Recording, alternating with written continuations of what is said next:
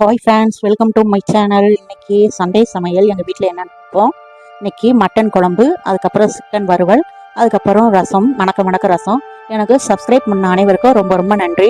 இன்று பிறந்தநாள் திருமண நாள் கொண்டாட அனைவருக்கும் என்னுடைய மனமார்ந்த வாழ்த்துக்கள். இப்போ மட்டன் குழம்புக்கு நம்ம தாளிப்புக்கு வெங்காயம், பட்டை, மிளகு எல்லாம் போட்டு இதை மசாலாவுக்கு வறுத்து எடுத்து வச்சுருக்கேன். ஏற்கனவே மசாலா பட்டை, மிளகு, அப்புறம் கிராம்பு, சோம்பு, அதுக்கப்புறம் மல்லி, அதுக்கப்புறம் மிளகா வத்தல் எல்லாம் போட்டு பொன்னிறமாக வறுத்து எடுத்திருக்கேன். எல்லாத்தையும் வறுத்தெடுத்த மசாலாவனா மிக்சி சாரில் போட்டு அரைச்சிக்கிடுவோம். இதில் வெங்காயம், சோம்பு, தக்காளி, அதுக்கப்புறம் மட்டனெல்லாம் போட்டு வதக்கி எடுத்துக்கிட்டு இருக்கேன். இப்போ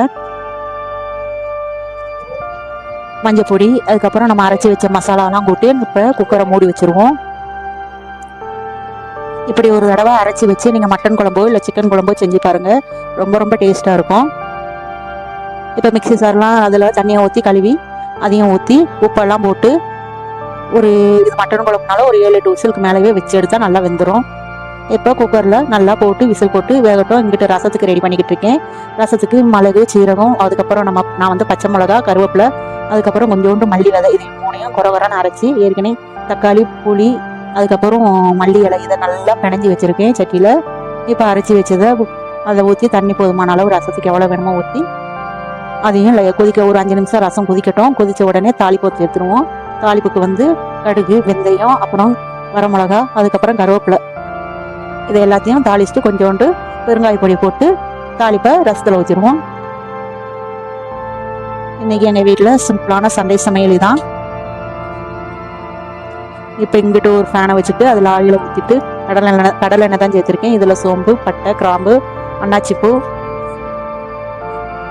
இதெல்லாம் போட்டு கொஞ்சம் பொரியட்டும்.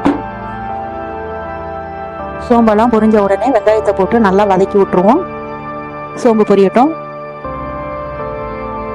இந்த ரசமும் கொதிச்சிருச்சு. ரசத்தை ஆஃப் பண்ணி மூடி போட்டேன். இப்போ கருவேப்பிலையும் வெங்காயத்தையும் போட்டு நல்லா வதக்கி எடுத்துருவோம்.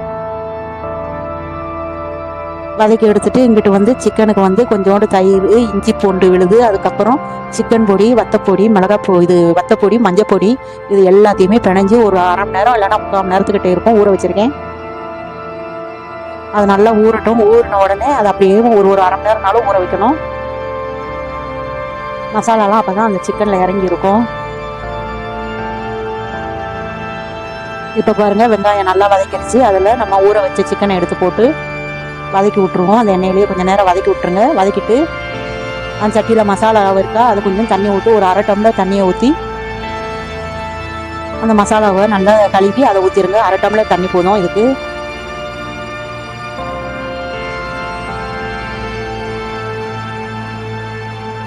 இப்போ இதை மூடி போட்டு மூடி வச்சுருவோம்.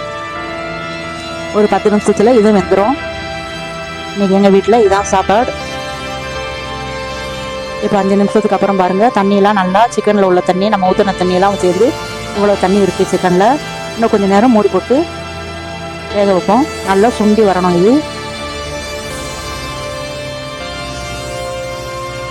இப்போ 10 நிமிஷத்துக்கு ஆயிடுச்சு. இப்போ பாருங்கள், நல்லா மசாலாலாம் பிடிச்சி சிக்கன் நல்லா சூப்பராக வெந்துருச்சு. இது போதும். இதெல்லாம் நல்லா மல்லிச்செடியெல்லாம் வச்சு போட்டு மல்லிச்செடி நல்லா கிள்ளி போட்டு அவ்வளோதான், சிக்கன் வறுவல் ரெடி.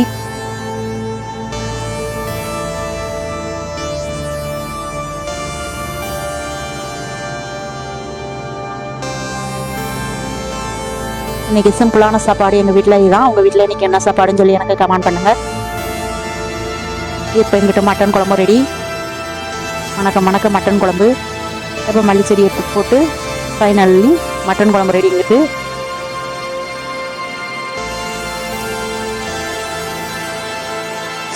சுட சுட ரசமும் ரெடி.